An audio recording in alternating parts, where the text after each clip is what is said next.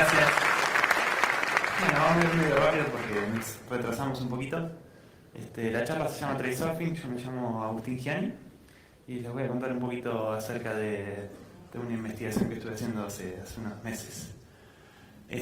Vamos a empezar la charla planteando cuál es el problema que queremos solucionar y cómo lo vamos a solucionar.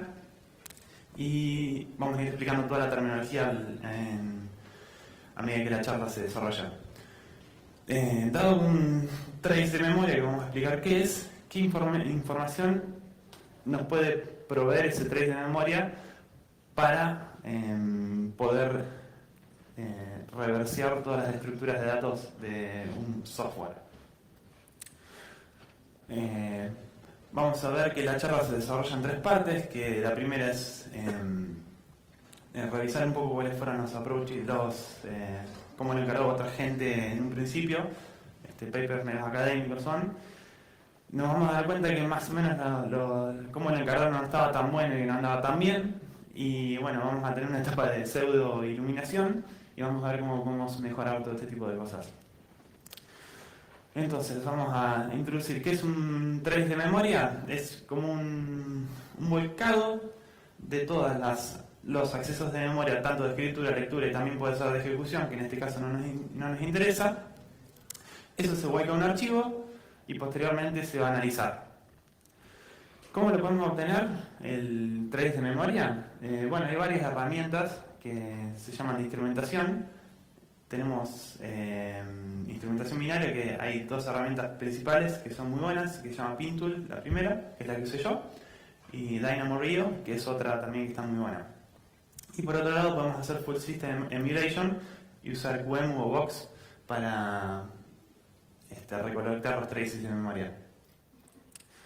Así es más o menos como se ve un trace de memoria, salvo que los traces originales, o sea, todos los accesos a memoria que tienen un archivo, un binario son muchos, y como ese formato de traces en ASCII es muy muy grande. Por ejemplo, uno de los ejemplos es con MSHTML, una DLL que se utiliza para renderizar HTML por Internet Explorer, y bueno, pesa 1 GB, por ejemplo.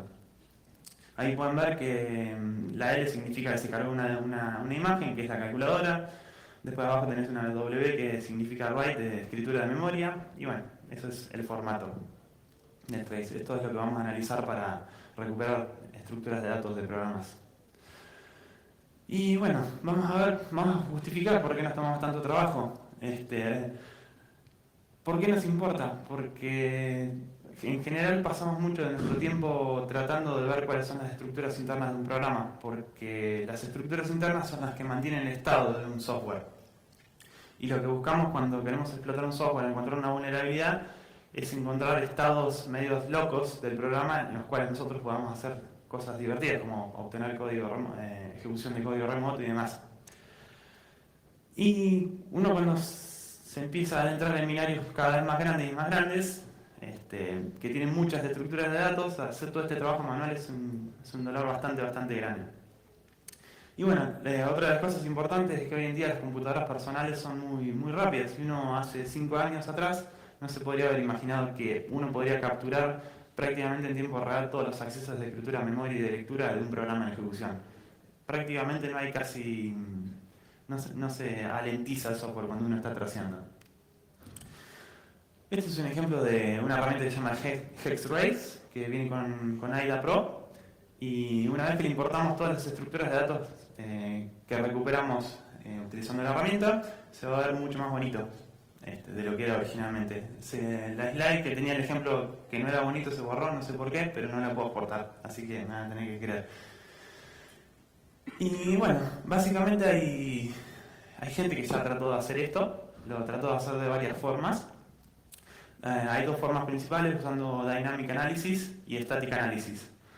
Cada uno tiene sus pros y sus contras, y bueno, esos son las dos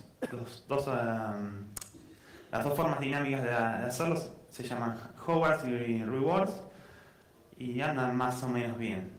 Y la otra forma, que es de análisis estático, o sea, sin correr el binario, se llama What You See is not what you execute, y está basado en Abstract Interpretation, que es una técnica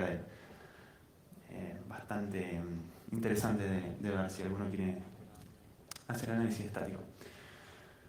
Y como hicieron los muchachos estos de Rewards o de Hogwarts, lo que hacen es tracear todos los accesos a memoria, como nosotros hacemos, pero no filtran tantos accesos a memoria. Vamos a ver nosotros que después nosotros nos damos cuenta que todos los accesos a memoria no nos interesan y que solo nos vamos a focalizar en algunos.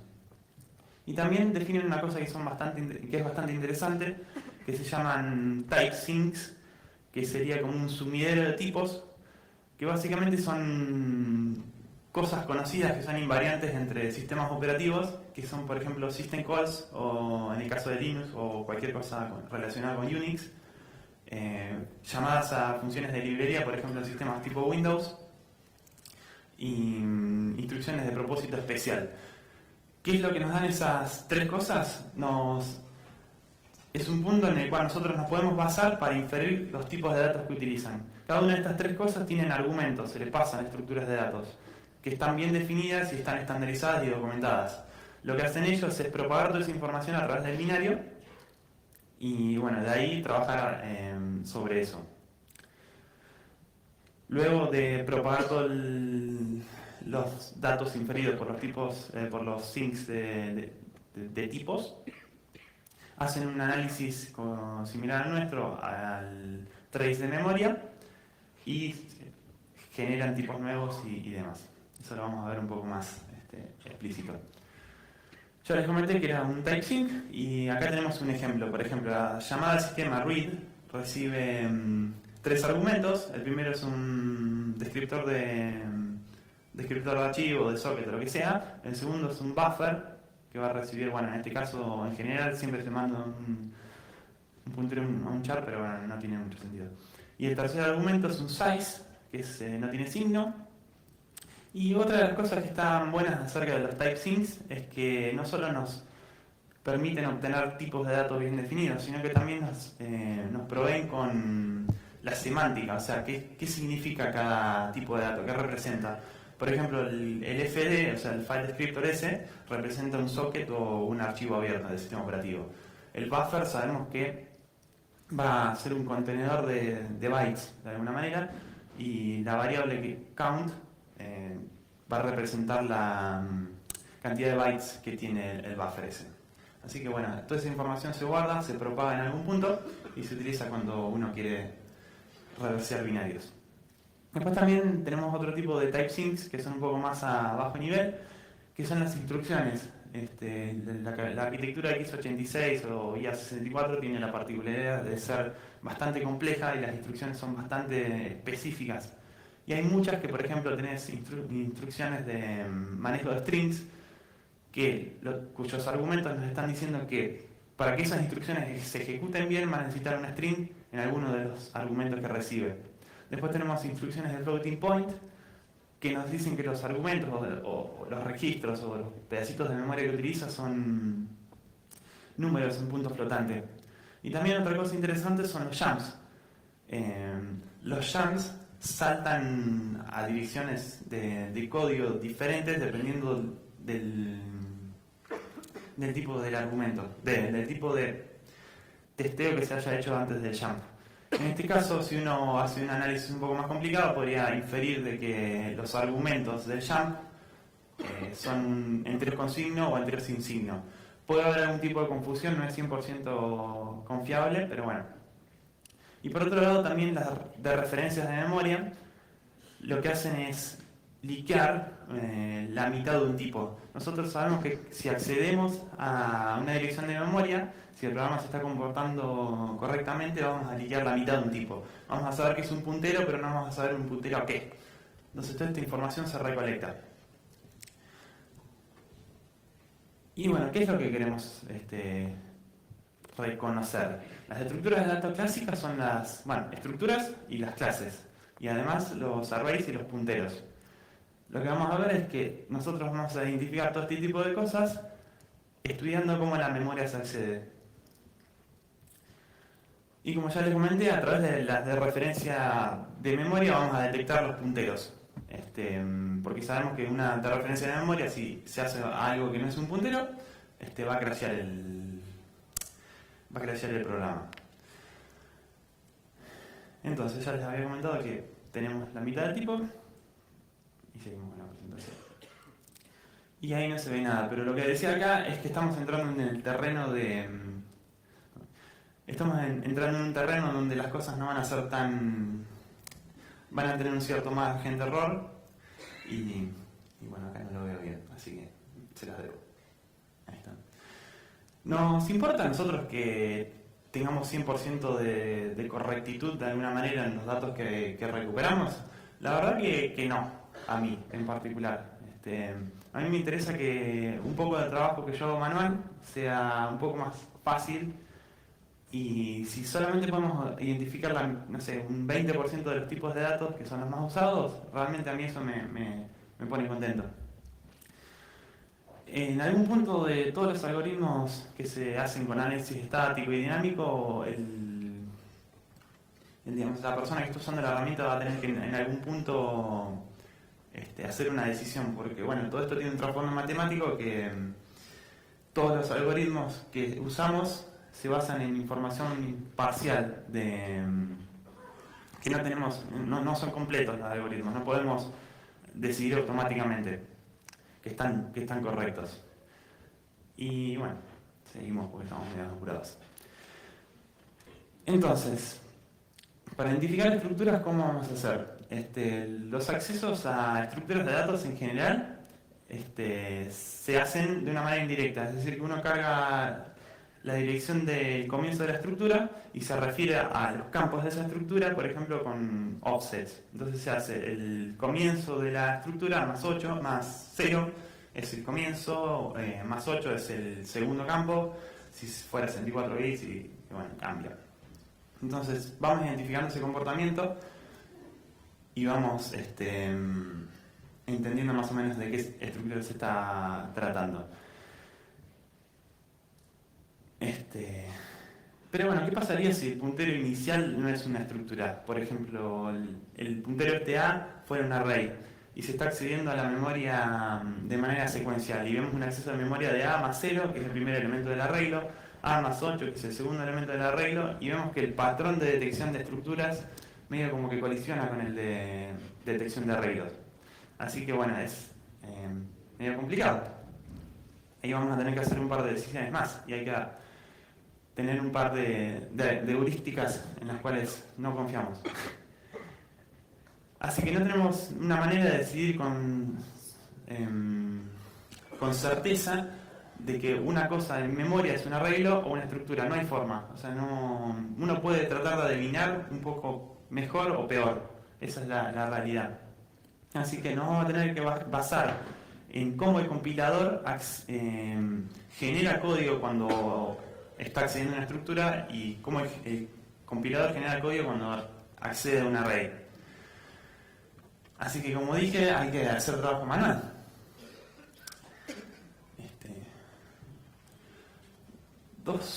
Seguimos un poco con el tema de las estructuras. Hay dos tipos de acceso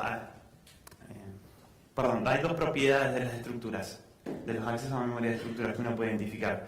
Es que el acceso a estructuras va a ser heterogéneo. Esto quiere decir que uno va a acceder, por ejemplo, de a un byte, después va a acceder a otro campo que sea de 2 bytes, después otro de 4, después otro de 8, de 16, de lo que sea. Porque las estructuras son heterogéneas. Y en general no se va a acceder en ningún tipo de orden. Vamos a ver un ejemplo. Esto, por ejemplo, sería un acceso a una estructura que hizo un programa que traceamos. Se puede ver que primero se accedió a un dword, después un dword, después un word, después un word, otro dword, un byte y un word. Eso es un acceso a estructura en general.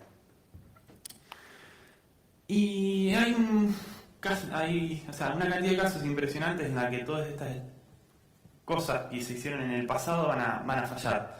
Por ejemplo, cuando nosotros tenemos memset, que es una forma de limpiar la memoria que tenemos con un cierto valor, si inicializamos una estructura con memset, se va a acceder secuencialmente de a bytes o como se haya implementado memset y nos va a confundir todo el algoritmo. Lo mismo en el caso de memcopy. Si uno hace una copia, un deep copy de una estructura o un objeto, también el algoritmo se va a confundir. Así que una de las formas de que la gente de Rewards y de Hogwarts trataron de de hacer para que esto no les rompa el algoritmo es favorecer al algoritmo que el trace de memoria que accede a la estructura de datos de la manera más irregular. Entonces, si tenían uno de esos dos casos, no había problema. Y era como que lo borraban y no tenían en cuenta. Y bueno, ahora vamos a ver cómo se identificaban los arrays, pero me parece que esto lo podemos saltar. Porque no tenemos demasiado tiempo.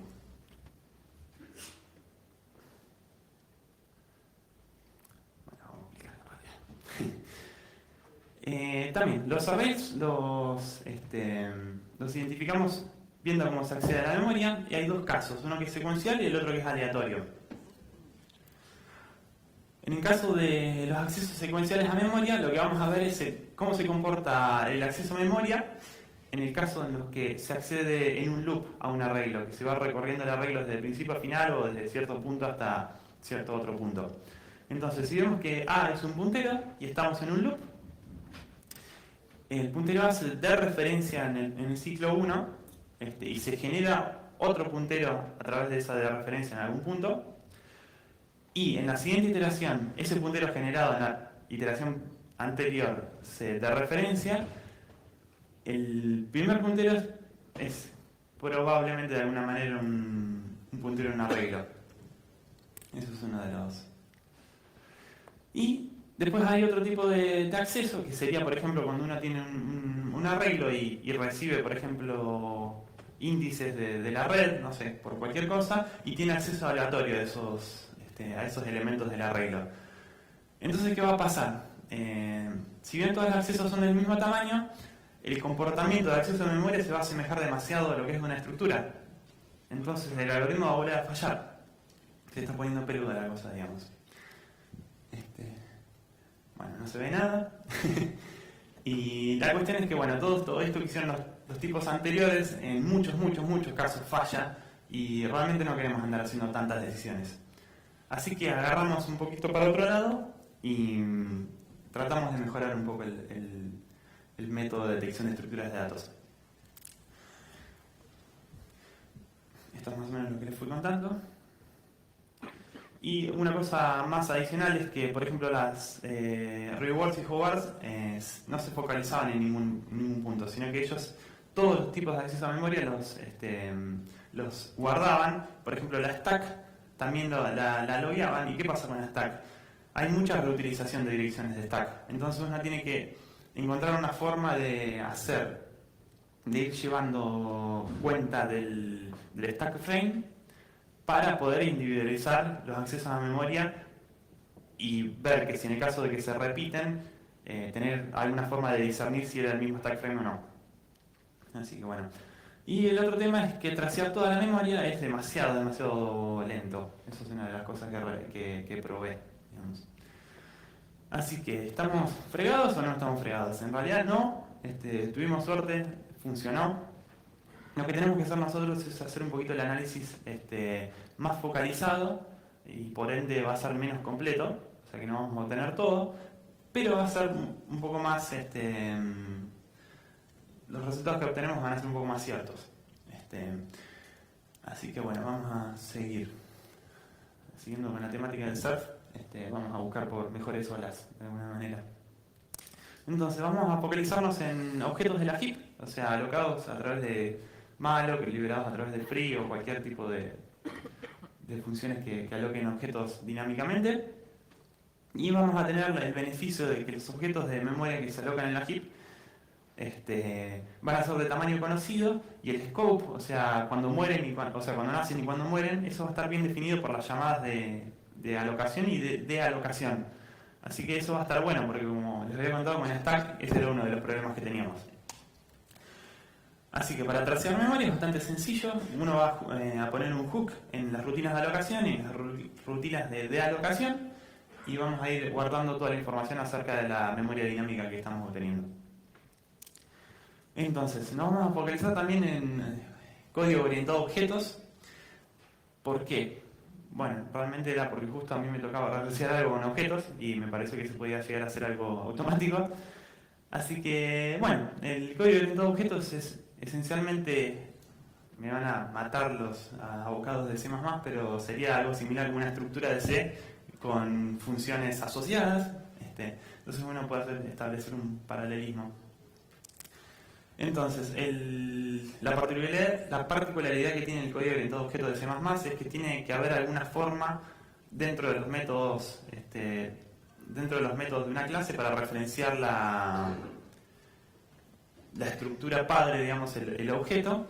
Entonces vamos a tratar de ver dónde se almacena ese objeto para establecer nuestras relaciones y obtener los tipos. Así que, bueno, esas son todas las características positivas de lo que ya les fui contando. Pero bueno, tenemos un par de problemas. No todos los pedazos de memoria que se alocan son objetos que nos interesan. Hay buffers, hay cosas y demás que no van a ser objetos. Entonces, lo que tenemos que hacer es recurrir a las heurísticas que fallan tanto en muchos casos. Dependiendo del compilador vamos a tener que utilizar distintas heurísticas. Por ejemplo, en Visual Studio se sabe y está bien definido que en el registro SX se va a encontrar un puntero al objeto digamos, padre de alguna manera.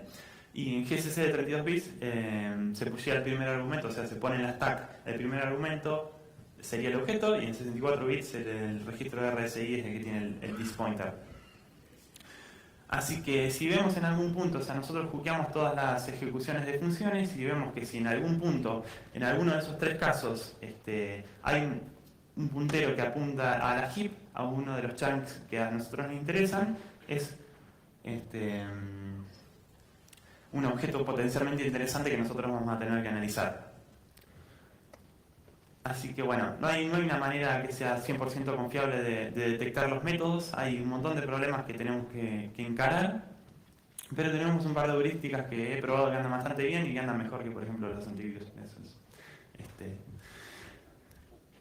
Así que bueno, vamos a perder algunos métodos, o sea, no vamos a recuperar todos los métodos de las clases. ¿Por qué? Porque nosotros lo encaramos de una manera dinámica esto. Y todo lo que es dinámico tiene el problema de que depende mucho, o sea, es función de la cantidad de código que se ejecuta. O sea, si hay partes del código que no se ejecutan, nosotros no vamos a poder analizar nada. Y vamos también a tener otro problema, es que algunas funciones van a ser marcadas como métodos cuando no lo son. Esto es porque en algunos casos el compilador no tiene por qué acomodar las variables que no va a utilizar o que sabe que se van a ser pisadas en una función. Entonces vamos a obtener referencias al objeto en funciones que no son métodos. ¿Por qué? Porque el compilador es vago y no quiere limpiar las cosas en general. Así que bueno, parece que vamos un poquito mejor. Podemos detectar objetos en memoria interesantes, sabemos el tamaño, sabemos en qué funciones se están utilizando, así que podemos ir armando así tipo un grafo de relaciones entre cosas. ¿Y qué nos queda? Nos queda detectar los campos de estos objetos y otras cosas muy importantes que son la herencia y la composición de objetos que establecen relaciones entre tipos de datos similares. Voy a ir apurando, perdón.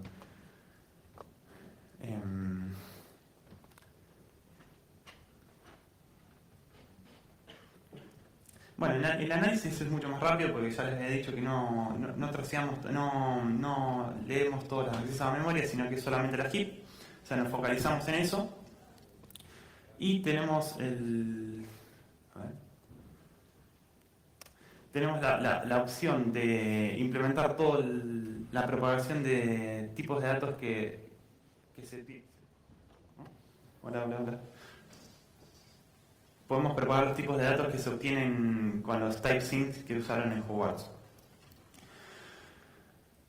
Este es el algoritmo que les expliqué. Uno, cuando se está ejecutando una función, verifica en SX o en donde sea si SX apunta a un objeto de la heap. Si esto es cierto, uno marca ese pedazo de memoria como interesante y se guarda el acceso, el offset que tiene desde SX hasta el comienzo del chunk para usarla posteriormente en el análisis. Y si esa misma función se llama de vuelta con las mismas condiciones, es decir, que uno llama a una función con un objeto NSX del mismo tamaño, se le va agregando cada vez más peso, cada vez más certeza de que probablemente esa función sea un método de un objeto de cierto tamaño. Así que bueno. ¿Y qué tan lejos podemos ir? Podemos ir bastante lejos. La verdad que los resultados a mí me sorprendieron bastante. Con toda la información que vamos recolectando a través del 3 de memoria, podemos sacar la jerarquía de clases, que eso es algo muy, muy importante que se pierde. Me tengo que apurar aún más. Podemos sacar las tablas de funciones virtuales que tienen los objetos. Podemos obviamente liquear los tipos y bueno, obtener code coverage y branch resolution también, que eso es un bonus que no está relacionado demasiado con eso. ¿Y cómo vamos a hacer esto?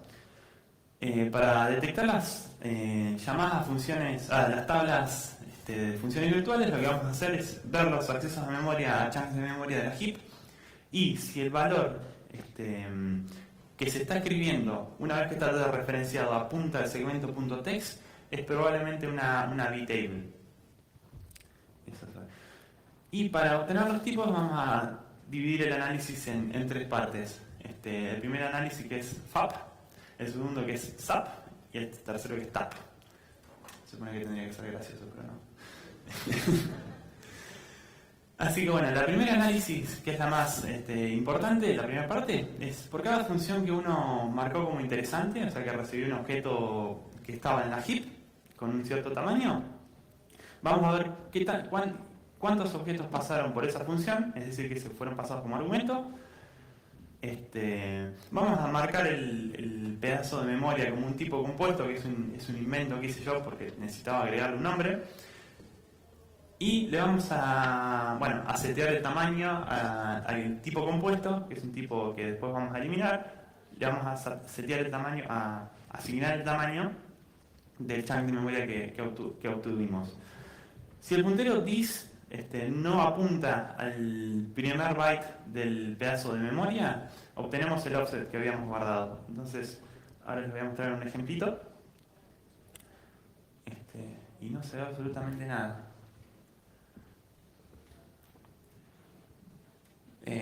Bueno, se ve un poquito. Se supone que la dirección del pedazo de memoria es A, y SX tenía en el punto en que llamamos la función, tenía la dirección A más 0, o sea que estaba en el comienzo. Entonces quería un tipo compuesto del tamaño entero del pedazo de memoria. Este es el caso más fácil, porque vamos a crear solo un tipo adentro del tipo compuesto. Pero en este caso, por ejemplo, ¿qué pasa si llamamos un método y la dirección del pedazo de memoria en la heap es A, pero en SX tenemos A más una constante? En ese caso, se puede ver un poquito ahí que el tipo compuesto va a estar compuesto por dos tipos. Por un tipo que va desde el principio hasta el offset C, y desde el offset C hasta el final o hasta el siguiente tipo va a haber un tipo que se llama tipo B. Lo vamos a inferir del modo en que se llamó el método este. Este es un caso un poco más complicado, que tiene un par de problemas, pero bueno, después lo vamos a comentar. Entonces, vamos a asociar el método que estamos analizando a la lista de métodos que tiene ese tipo nuevo que creamos. Lo vamos a ir agregando. Y por cada acceso de memoria de escritura o de lectura que obtuvimos a un pedazo de memoria interesante, vamos a buscar el tipo compuesto asociado al pedazo de memoria ese, vamos a obtener el subtipo interno y le vamos a definir un campo, o sea un field, al tipo ese que nosotros recuperamos, y vamos a ir definiendo por cada write de memoria distintos tipos. Dependiendo del tamaño del acceso a memoria, le vamos a poner un tipo en particular. Por ejemplo, de un byte es byte, 2 bytes son short, 4 bytes es un entero, y bueno, etcétera.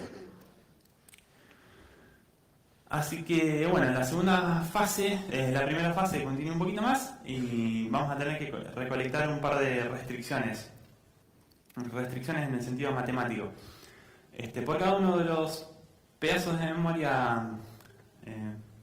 quiero decir bien esto.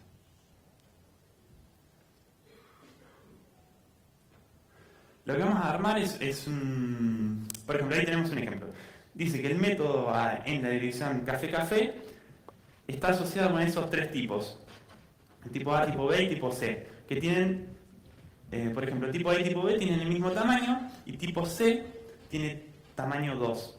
En este caso las restricciones que tenemos no se ve, pero había como un recuadro, van a decir que sabemos que muy probablemente tipo A y tipo B sean el mismo, ¿por qué? Porque pasaron por un método, por el mismo método y además tienen el mismo size. Entonces esos dos tipos de datos los vamos a convertir en uno, que va a ser el tipo AB. Y el tipo C, vamos a ver más adelante que tiene una particularidad que probablemente sea el mismo tipo, pero va a tener una característica distinta y no lo vamos a juntar con los otros tipos. En este caso, vamos a resolver todas esas restricciones y vamos a juntar todos los tipos de datos que tendrían que ser similares y a remover, digamos, una gran cantidad de tipos para hacer un poco más fácil el análisis. Esto que les comenté es que si tienen el mismo tamaño y pasan por el mismo método, lo más probable es que sean el mismo tipo de datos.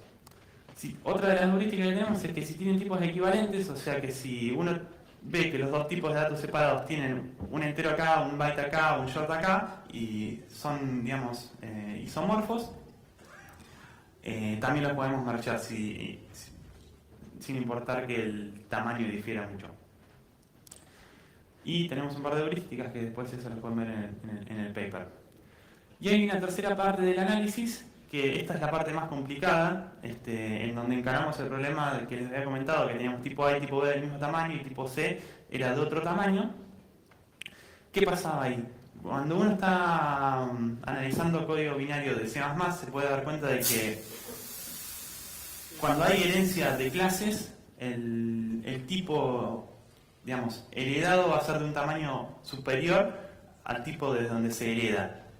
Entonces esto es lo que estaba pasando cuando vemos los chunks de tamaños diferentes. Y puede haber otro problema de que hay ciertas clases, que creo que lo voy a mostrar acá, y no se ve, que pueden llegar a tener un buffer interno que sea de tamaño arbitrario y que nos va a molestar un poco en el análisis. Esto es uno de los ejemplos donde se muestra la relación de herencia. Se puede ver que la clase A es de 4x4 bytes, la tercera es de 4x3 bytes, y la clase C, hereda, o sea, tenemos 4 enteros en la primera, la segunda va a tener los 4 enteros de la primera, más los 3, y la tercera va a tener la suma de todos los métodos, de todos los campos. Pero cuando se llamen a métodos de esa clase, se va a obtener el mismo puntero dis y nos va a molestar un poco en el análisis. Y vamos a ver cómo salvamos ese problema. Ese es el ejemplo pasado a un gráfico. Y esto es lo que le conté, es que si difieren el tamaño de los dos tipos de datos es probablemente porque haya herencia si es que comparten uno de los métodos. Vamos un poquito más rápido. Y estas heurísticas pueden fallar y ahora les voy a contar por qué. En este caso tenemos, por ejemplo, una clase string que si alguna vez reversió un browser y demás, se puede dar cuenta que en algunos casos vamos a tener la metadata de la clase en el principio y en los bytes siguientes se va a obtener el contenido de esa string o de ese objeto. Pero ¿qué pasa? El tamaño puede variar mucho. Entonces, si utilizamos varios strings de distintos tamaños, vamos a obtener un montón de tipos de datos que están pasando por los mismos métodos, pero tienen muchos tamaños distintos, dependiendo de qué se haya hecho en el browser, por ejemplo. Entonces, ese es uno de los problemas más complicados que tenemos que resolver. Así que bueno, ahora se viene la otra parte, que es incrementar un poco la confiabilidad del sistema. Para esto lo que hice fue recurrir al análisis estático de binarios. Y hay varias formas de hacer esto. Lo que les había dicho es que nosotros lo encargamos de manera dinámica, el traceo. Tengo 5 minutos, tengo que ir rapidísimo. Tenemos que incrementar la cantidad de código ejecutado. Hay dos formas, se puede fusear o se puede utilizar unas herramientas ultra complicadas que en general no funcionan, que después se las puedo contar.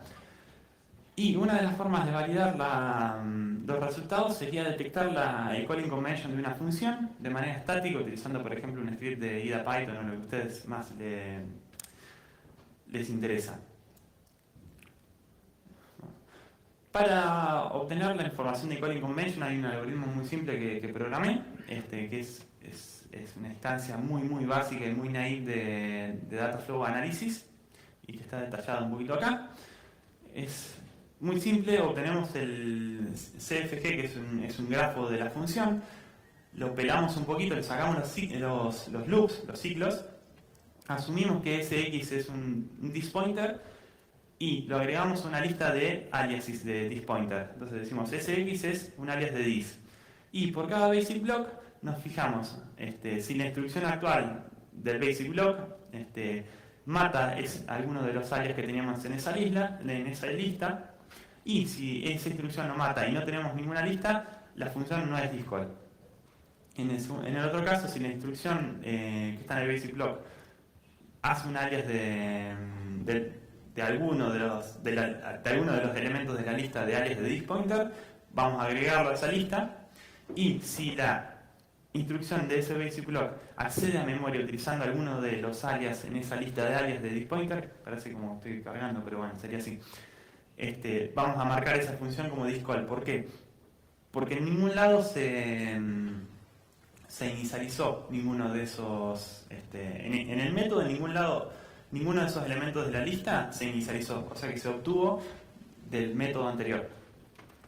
Entonces esa es una forma que funciona muy bien, que yo la probé, la validé utilizando binarios que tienen símbolos. Por ejemplo, Internet Explorer viene con símbolos, y del PDB, que es el archivo donde contiene los símbolos, uno puede obtener el calling convention de la función. Así que el resultado es básicamente que anda en el 90% de los casos bastante bien, lo cual es bastante bueno.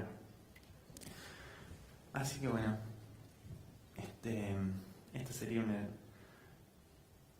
uno de los ejemplos de los tipos de datos recuperados, que no sé absolutamente nada, pero bueno, les podría llegar a decir más o menos cómo viene a la mano. Esta es una lista en azul de los métodos que se recuperaron. Estas son las direcciones de memoria, y acá están los nombres de los símbolos. Yo los símbolos no los necesito, pero en este caso es para mostrarles de que esta clase que yo recuperé, que tengo acá, que tiene un determinado tamaño, está bien. ¿Por qué? Porque todos estos métodos, el nombre, empiezan con C Scientific Mode, dos puntos, que esto es el nombre de la clase, y como se puede ver el algoritmo es bastante preciso. Acabo de ver otro, que también se ve un poquito mejor, que la clase se llama C Calculator Controller, y bueno, yo no le puse el nombre, pero bueno, es una clase que tiene varios métodos. Estos son el contenido de los campos, y bueno, hay más información en la próxima slide. Eso sería, digamos, el resultado de lo que estuvimos viendo. Otro ejemplo. Y esto también... Gracias.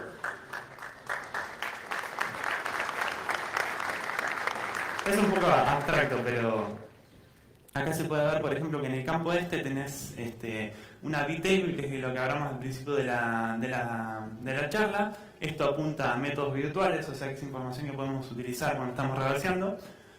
Esto es un campo de padding que nunca se accedió en el trace de memoria. Y bueno, esto es otra B-table, lo cual indica que en algún punto hay herencia, porque hay dos B-tables, entonces hay dos objetos que se encontraron. Y esos son más métodos todavía. Creo que ya tengo que ir terminando.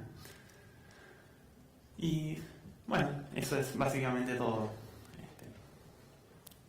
¿Alguna pregunta?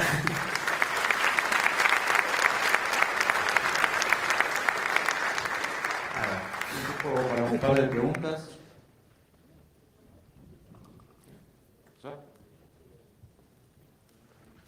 No me mates con las preguntas, que estoy nervioso. Agustín, ¿qué tal? ¿Qué tal? La verdad me gustó mucho lo que mostraste. Quería saber primero si esto ustedes ya lo pusieron, ¿se puede usar públicamente o no? La parte que genera trace de memoria creo que se va a poder liberar. Tengo todavía que charlarlo. Y la otra parte que hace el análisis, esta me parece que no.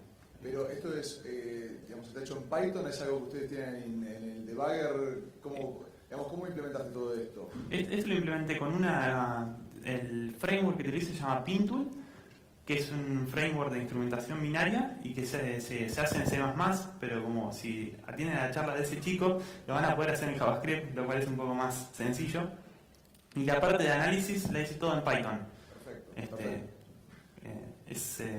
Python no es lo mejor en mi caso, que no soy demasiado bueno programando en Python, para cargar traces de memoria de 2 o 3 GB, pero bueno, más o menos...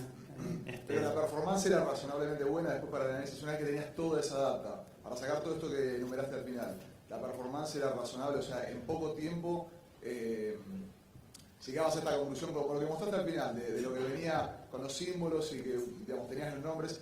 Para llegar a ese resultado, ¿tardabas mucho tiempo o simplemente ejecutando el programa un rato y haciendo un análisis un par de minutos ya tenías todo eso? La parte de tracing tarda, digamos, el doble. Por ejemplo, si uno corre Internet Explorer con el tracer, tarda el doble de lo que más o menos tardaría ejecutándose eso. Tardaría más o menos igual el doble de rápido que Firefox, porque el Explorer, si le bajas a la ventana de velocidad, corre más o menos igual al doble que Firefox. Claro, sí.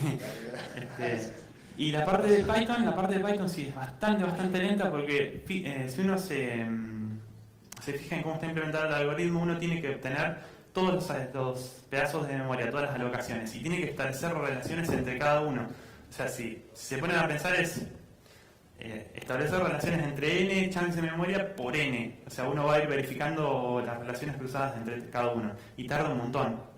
Tarda, sin optimizaciones, que les dice que pierden un poquito de certeza, tardaba 1 hora, por ejemplo, en analizar. Pero, por ejemplo, en la calculadora tardaba bastante poco. Pero bueno, era un ejemplo bonito porque tenía símbolos y demás. ¿Otra pregunta? Bueno, un fuerte aplauso para Agustín. Gracias.